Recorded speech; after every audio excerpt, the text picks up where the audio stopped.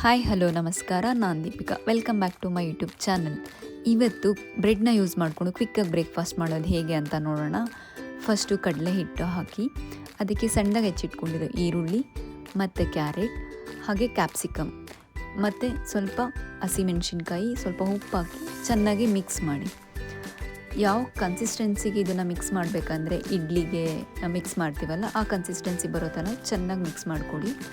ಅದಾದಮೇಲೆ ನೆಕ್ಸ್ಟು ಬೆಣ್ಣೆ ಇಲ್ಲ ತುಪ್ಪನ ಹಾಕ್ಕೊಂಡು ಬ್ರೆಡ್ನ ಎರಡೂ ಕಡೆ ಟೋಸ್ಟ್ ಮಾಡಿಕೊಡಿ.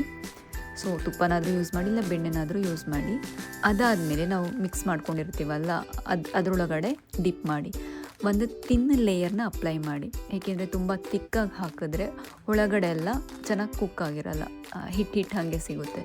ಸೊ ತುಂಬ ತಿನ್ ಲೇಯರ್ನ ಅಪ್ಲೈ ಮಾಡಿ ಅದನ್ನು ಎರಡೂ ಕಡೆ ಚೆನ್ನಾಗಿ ಬೇಯಿಸ್ಕೊಳ್ಳಿ.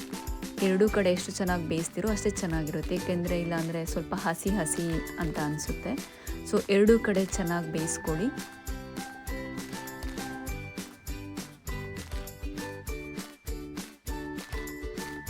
ಎರಡೂ ಕಡೆ ಚೆನ್ನಾಗಿ ಬೇಯಿಸ್ಕೊಡಿ. ಚೆನ್ನಾಗಿ ಬೇಯಿಸ್ಕೊಂಡಾದ್ಮೇಲೆ ನಿಮ್ಮ ಬ್ರೇಕ್ಫಾಸ್ಟ್ ರೆಡಿಯಾಗಿರುತ್ತೆ. ತುಂಬ ಅರ್ಜೆಂಟೆಲ್ಲೋ ಹೋಗಬೇಕು, ಕ್ವಿಕ್ಕಾಗಿ ಏನಾದರೂ ಬ್ರೇಕ್ಫಾಸ್ಟ್ ಮಾಡಬೇಕು, ಏನೂ ಐಡಿಯಾ ಇಲ್ಲ ಅಂತ ಅಂದಾಗ ಇದು ಒಂದು ಸರಿ ಟ್ರೈ ಮಾಡಿ ನೋಡಿ ಮತ್ತು ಹೇಗಿರುತ್ತೆ ಟೇಸ್ಟ್ ಅಂತ ಅಂದ್ಬಿಟ್ಟು ನನಗೆ ಕಮೆಂಟ್ ಮಾಡಿ.